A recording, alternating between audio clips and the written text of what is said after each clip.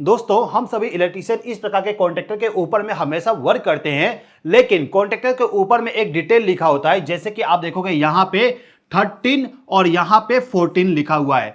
अब इसका आखिर मतलब क्या होता है ये आपको नहीं मालूम। यदि आपके किसी कॉन्ट्रैक्टर के ऊपर में वहां पे लिखा हुआ है 23 और 24, उसका मतलब क्या है। इसी प्रकार से यदि आपके कॉन्ट्रैक्टर के ऊपर में 21 22 इस प्रकार से डिटेल लिखा हुआ है तो उसका मतलब क्या है। यदि आपको नहीं मालूम तो मैं आपको इस क्लास के माध्यम से बताने वाला हूं। जैसे कि आपको मालूम है जो हमारा यहां पे पावर टर्मिनल होता है, पावर टर्मिनल के लिए हम यहां पे मोस्टली कंडीशन में L1 L2 L3 और आउटपुट पावर सप्लाई के लिए T1 T2 T3 का इस्तेमाल करते हैं। सेम इसी प्रकार से आपको यह भी मालूम है कि जो पावर टर्मिनल होता है जैसे कि 1 2 3 ये जो पावर टर्मिनल है इस पे जो पावर सप्लाई आता है उस पे यहाँ पे 1 नंबर का टर्मिनल, 3 नंबर का टर्मिनल और 5 नंबर टर्मिनल से भी हम डिनोट करते हैं। आउटपुट टर्मिनल के लिए हम यहाँ पे 2 4 6 का इस्तेमाल करते हैं। सेम इसी प्रकार से यदि आप किसी कॉन्ट्रैक्टर के ऊपर में देखोगे तो वहां पे यदि आपको देखने को मिलता है 13 और 14 इस प्रकार से नंबर लिखा हुआ है। मैं आपको यहां पे लिख के दिखाता हूं। 13 और 14 नंबर यदि लिखा हुआ है तो ये जो दो कॉन्टैक्ट होंगे ये कॉन्टैक्ट होंगे एनो कॉन्टैक्ट। ठीक है, ये एनो कॉन्टैक्ट का नंबरिंग होता है।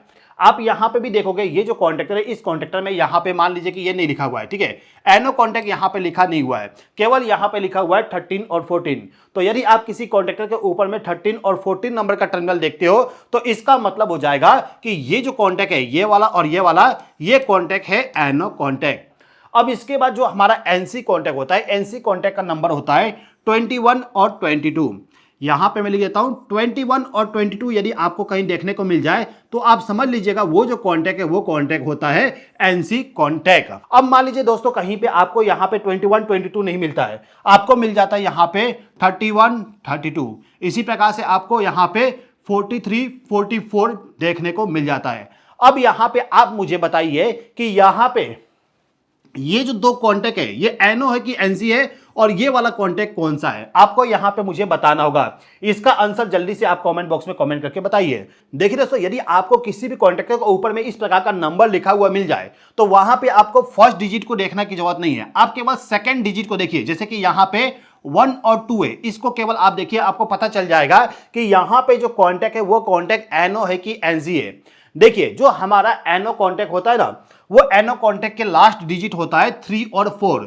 मतलब कि आपको यदि यहां पे 3 और या 4 देखने को मिल जाए तो वो हो जाएगा आपका एनो कॉन्टैक्ट। ठीक है, लास्ट डिजिट की बात कर रहा हूं, फर्स्ट डिजिट की नहीं। जैसे कि आप देखोगे ना यहां पे 30 लिखा हुआ है तो फर्स्ट डिजिट को आप छोड़ दीजिए, उसको मत देखिए। आपको यहां पे केवल देखना है सेकंड डिजिट को। सेकंड डिजिट जो होगा वो यदि 3 और 4 होता है तो वो हो जाता है हमारा एनो कॉन्टैक्ट। ठीक है, एनो कॉन्टैक्ट को आपने समझ लिए। इसी प्रकार से यदि आपका जो यहां पे लास्ट डिजिट है, लास्ट डिजिट यदि 1 और 2 है, मतलब कि लास्ट डिजिट यदि 1 और 2 है तो वो दोनों हो जाएंगे हमारे एनसी कॉन्टैक्ट। ठीक है, अब यहां पे आपके माइंड में एक सवाल बनेगा कि जो पहला डिजिट है जैसे कि यहां पे लिखा हुआ है ना, यहां पे जो फर्स्ट डिजिट है उसका आखिर मतलब क्या है। तो इसका मतलब होता है कॉन्टैक्ट नंबर। जैसे कि ये पहला कॉन्टैक्ट है तो इसका नंबर 1 हो गया, ये दूसरा कॉन्टैक्ट है तो इसका नंबर हो गया 2। अब इसके बाद यदि यहां पे ये A1 नहीं होता, ये A2 नहीं होता, यहां पे दूसरा एनो कॉन्टैक्ट होता तो इस पे नंबरिंग होता 33। एनो के लिए लास्ट में 3 होगा और यहां पे लास्ट में 4 होगा। यहां पे 3 क्यों आ गया, क्योंकि ये तीसरा नंबर का कॉन्टैक्ट है, फर्स्ट सेकंड थर्ड नंबर का कॉन्टैक्ट है, इसलिए यहां पे 33 और यहां पे 34 आ चुका है। ठीक है, अब यहां पे आता है टाइमर। टाइमर जो होता है ना उस टाइमर में भी नंबरिंग किया जाता है और वो भी एक स्टैंडर्ड होती है। आप यदि देखोगे तो वहां पे मोस्टली कंडीशन में A1 A2, इसके अलावा 25 26 और इसके अलावा एक होता है 28। सेम इसी प्रकार से 15 16 18 इस प्रकार का नंबर मिलता है। अब इसका मतलब क्या है, इस कॉन्टैक्ट को किस प्रकार से आइडेंटिफाई करेंगे, कौन सा कॉन्टैक्ट एनो है, कौन सा एनसी है, कौन सा कॉमन है, उसको बताने से पहले मैं आपको बताना चाहूंगा यदि आप इलेक्ट्रिकल फील्ड में वर्क करें तो आपके पास में यदि इलेक्ट्रिकल वर्क का नॉलेज नहीं है, यदि आप चाहते हो कि बेसिक लेवल से, जीरो लेवल से यदि आप अच्छा खासा नॉलेज को गेन करना चाहते हो तो इसके लिए हमारा कोर्स है। जैसे कि सबसे बेसिक वाली कोर्स है 100% practical course of dual starter, reverse forward और स्टार डेल्टा स्टार्टर के बाद में।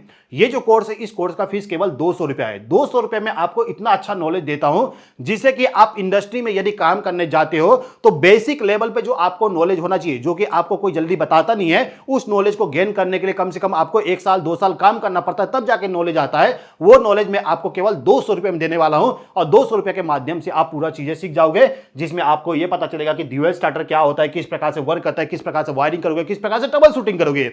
इसी प्रकार से जो हमारा यहां पे रिवर्स फॉरवर्ड स्टार्टर है उसका वायरिंग, ट्रबल शूटिंग, हर एक चीज बताऊंगा। सेम इसी प्रकार से स्टार डेल्टा स्टार्टर जो होती है उसका भी पूरा कॉन्सेप्ट, वायरिंग, उसके बाद से ट्रबल शूटिंग कैसे करोगे, हर एक चीज आपको वहां पे सीखने को मिल जाएगा। तो यदि आप इस कोर्स को ज्वाइन करना चाहते हो तो इस कोर्स का लिंक आपको डिस्क्रिप्शन में मिल जाएगा, वहां पे क्लिक करके आप ज्वाइन कर सकते हो। इसके अलावा हमारा एक और कोर्स है जो कि है इलेक्ट्रिकल वायरिंग मास्टर कोर्स। ये सबसे इंपॉर्टेंट है आप लोगों के लिए। यदि आपके पास में dual starter, star delta, reverse forward starter का नॉलेज है तो आपको यह कोर्स लेना चाहिए। इस कोर्स में आपको क्या सीखने को मिलेगा मैं आपको थोड़ा सा बताता हूं। देखो, अभी के टाइम पे आप इंडस्ट्री में काम कर रहे हो, इंडस्ट्री में बहुत सारे मॉडिफिकेशन होते हैं, बहुत सारे वायरिंग होते हैं, जहां पे आप कहीं ना कहीं पे कंफ्यूज हो जाते हो। जैसे कि मैं जब इंडस्ट्री में काम कर रहा था तो मेरा एक इलेक्ट्रिकल पैनल था, वहां पे बोला गया था मुझसे कि पैनल में एक टाइमर लगा दो, टाइमर लगा के पैनल का जो पूरा स्टार्टर है उस स्टार्टर को बंद करना है टाइमर के जरिए। मतलब कि मोटर जो रन हो रहा है उस मोटर को हमें बंद करना है आधे घंटे में। अब आधे घंटे में बंद करने के लिए टाइमर तो मुझे मिल गया, मैंने टाइमर वहां पे ऑन डिले इस्तेमाल कर लिया, लेकिन वहां पे उसका कनेक्शन कैसे करना मुझे पता नहीं चल पाया। फिर एक जन से पूछा, उन्होंने बता दिया कि यार कनेक्शन करने के लिए टाइमर का जो A1 A2 टर्मिनल है उस पे पावर सप्लाई दे दो, टाइमर काम करना स्टार्ट कर देगा। मैंने गया कनेक्शन कर दिया, कनेक्शन करने के बाद फिर पता चला कि यार टाइमर का जो NO-NC कॉन्टेक्ट है उसमें से कौन सा इस्तेमाल करूं, वहां पे फिर से मैं कंफ्यूज।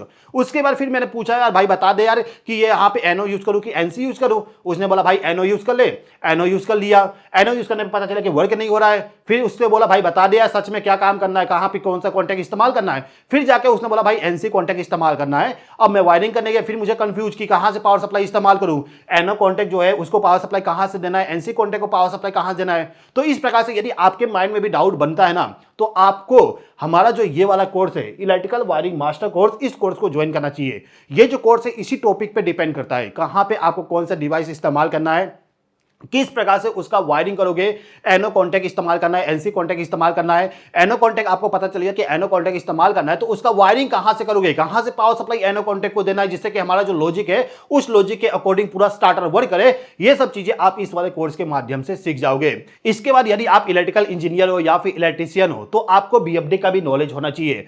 हमारा जो BFD का कोर्स है उस कोर्स में आपको हम ये बताते हैं कि जो BFD होती है उसका वायरिंग कैसे करोगे, किस प्रकार से उसका ट्रबल शूटिंग करोगे, BFD का प्रोग्रामिंग कैसे करना है, BFD को किस प्रकार से आप PLC के जरिए कमांड देके उसको ऑपरेट करवाओगे। इस वाले BFD के अंदर एक PLC भी होता है, उस PLC का प्रोग्रामिंग कैसे करोगे। इसके अलावा जो HMI होती है, HMI के जरिए भी यदि आप BFD को ऑपरेट करवाना चाहते हो तो उसको भी किस प्रकार से ऑपरेट करवाओगे हमारे कोर्स के माध्यम से बताया गया है। इसके बाद आता है हमारा इलेक्ट्रिकल ड्राइंग का कोर्स। इलेक्ट्रिकल ड्राइंग यदि आपको पढ़ना नहीं आता, समझ में नहीं आता कि इलेक्ट्रिकल ड्राइंग किस प्रकार से पढ़ेंगे, तो उसका भी हमारा कोर्स है जहां पे आपको इलेक्ट्रिकल ड्राइंग पढ़ना तो सिखाते हैं, साथ ही साथ में ड्राइंग का इस्तेमाल करके ट्रबल शूटिंग किस प्रकार से करोगे वो भी पूरा डिटेल से आपको एक्सप्लेन करते हैं। तो ये कोर्स भी आपके लिए बहुत ही इंपॉर्टेंट है यदि आप ट्रबल शूटिंग करते हैं, मतलब कि आप मेंटेनेंस फील्ड में यदि आप वर्क कर रहे हो तो आपके लिए ये वाला कोर्स बहुत ही ज्यादा इंपॉर्टेंट है। इसके बाद आता है हमारा PLC प्रोग्रामिंग का कोर्स।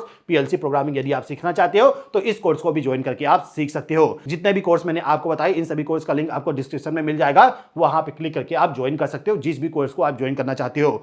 यदि आपको किसी प्रकार का डाउट है, कोई सुझाव चाहिए आपको, तो मेरा जो यहाँ पे मोबाइल नंबर है 8989044606, इस वाले मोबाइल नंबर पे आप कॉन्टैक्ट करके मुझसे डायरेक्टली आप बात कर सकते हो। अब दोस्तों यहाँ पे बात करते हैं कि जो टाइमर है उस टाइमर में जो यहाँ पे नंबरिंग दिया गया इसका आखिर मतलब क्या है। जैसे कि आप देखोगे ये जो मेरे पास में टाइमर है, इस टाइमर में यहां पे 15 नंबर का टर्मिनल, यहां पे 26, 25, A1, A2, 16, 18 और 28 इस प्रकार का यहां पे नंबर दिया गया है। वैसे इन सभी नंबर का मतलब मैंने यहां पे ऑलरेडी लिख दिया हूं, लेकिन फिर भी मैं आपको यहां पे थोड़ा सा एक्सप्लेनेशन दे देता हूं। जैसे कि आप देखोगे ना, यहां पे जो टाइमर है इस टाइमर में जो यहां पे A1, A2 टर्मिनल होता है, मैं आपको लिख देता हूं। A1 और A2 टर्मिनल जो होता है वो हमेशा कॉइल का टर्मिनल होता है। मतलब कि इस टाइमर को यदि आपको ऑपरेट करवाना है, टाइमर का जो टाइम है उस टाइम का काउंटिंग यदि आप करवाना चाहते हो तो इस वाले कॉन्टेक्ट पे आपको पावर सप्लाई प्रोवाइड करना पड़ेगा। तो कॉइल का टर्मिनल हो जाता है हमारा यहाँ पे A1 और A2। A1 पे हम फेज सप्लाई देते हैं, A2 पे न्यूट्रल सप्लाई प्रोवाइड करते हैं। इसके बाद यहां पे आता है यहां पे 15 और 25 नंबर का टर्मिनल। जैसा कि मैंने आपको पिछले क्लास में बताया था कि यदि आपका यहां पे सेम नंबर का टर्मिनल होता है, जैसे कि 15 और 25, तो उसमें जो पहला टर्मिनल होता है, पहला नंबर जो होता है वो बताता है कि आपका यहाँ पे कॉन्टैक्ट नंबर कौन सा है। तो ये कॉन्टैक्ट नंबर 1 हो गया, तो यहाँ पे 25 है मतलब कॉन्टैक्ट नंबर 2। इसका मतलब ये होगा कि ये जो टाइमर है, इस टाइमर में 2 कॉन्टैक्ट है, मतलब कि 2 यहाँ पे आपको एनओ मिलेगा, 2 यहाँ पे आपको एनसी कॉन्टैक्ट मिलने वाला है। ठीक है, तो इस टाइमर का जो यहाँ पे 15 नंबर का टर्मिनल है, इसमें जो यहाँ पे सबसे पहला डिजिट है, मतलब कि ये जो 1 है ये बता रहा है टर्मिनल नंबर, और 5 बताएगा यहाँ पे कौन सा कॉन्टैक्ट है। जैसे कि आप देखोगे ये जो टाइमर है, इस टाइमर में यहाँ पे 5 नंबर है, तो 5 का नंबर का मतलब हो गया कॉमन। ठीक है, ये हो गया कॉमन। इसी प्रकार से यहाँ पे भी 5 है, ये मतलब कि ये जो 25 नंबर का टर्मिनल है, ये 15 नंबर का टर्मिनल है, ये भी हमारा कॉमन टर्मिनल है। इसके बाद आता है यहाँ पे हमारा 16 नंबर का टर्मिनल और 26 नंबर का टर्मिनल। तो लास्ट डिजिट यदि यहाँ पे 6 है, यदि लास्ट डिजिट यहाँ पे 6 है, तो आप समझ लीजिएगा ये कॉन्टैक्ट जो है वो कॉन्टैक्ट हमारा एनसी कॉन्टैक्ट है। आपका जो कॉन्टैक्टर था उस कॉन्टैक्टर में लास्ट डिजिट कौन सा था, 1 और 2। कॉन्टैक्टर में यदि आप 1 और 2 देखते हो तो समझ लीजिए वो एनसी कॉन्टैक्ट है, और टाइमर में यहाँ पे आपको 6 देखने को मिलेगा, 6 का मतलब हो जाता है एनसी कॉन्टैक्ट। इसके बाद यहाँ पे आता है 8। यदि आपको यहाँ पे 18 नंबर, 28 नंबर या फिर इसी प्रकार से 38 नंबर भी देखने को मिल जाए, तो उसमें केवल आपको ये देखना है कि लास्ट डिजिट क्या है। यहाँ पे 8 है, 8 का मतलब हो जाता है एनो कॉन्टैक्ट। तो एनो कॉन्टैक्ट को हम डिनोट करते हैं 8 नंबर के टर्मिनल से। कॉन्टैक्टर में किससे डिनोट करते हैं, तो कॉन्टैक्टर में आपको मिलेगा 3 और 4 नंबर का टर्मिनल। 3 और 4 यदि आपको देखने को मिल जाए तो वो हो जाता है हमारा एनो कॉन्टैक्ट। ठीक है दोस्तों, वीडियो को एंड करने से पहले मैं बताना चाहूंगा, यदि आप हमारा जो कोर्स है, जैसे कि हमारा जो पीएलसी प्रोग्रामिंग का कोर्स, हमारा जो how to read electrical panel drawing का कोर्स, यदि आप इस कोर्स को ज्वाइन करना चाहते हो तो इसके लिए हमारा यहाँ पे मोबाइल नंबर दिया हुआ है, इस मोबाइल नंबर पे कांटेक्ट करके कोर्स का लिंक मांग सकते हो, या फिर जो वीडियो है इस वीडियो के डिस्क्रिप्शन में मैंने लिंक ऑलरेडी प्रोवाइड कर दिया हूं, वहां पर क्लिक करके आप डायरेक्टली कोर्स को ज्वाइन कर सकते हो। यदि आपको कोर्स को ज्वाइन करने में किसी प्रकार का सहायता चाहिए तो डायरेक्टली इस नंबर पर आप कॉन्टैक्ट कर लीजिएगा, जो भी हेल्प बनेगा मैं आपके लिए हेल्प कर दूंगा। उम्मीद करता हूं कि आज का जो वीडियो, ये वीडियो आपको पसंद आया होगा। इस वीडियो को देखने के लिए बहुत बहुत धन्यवाद।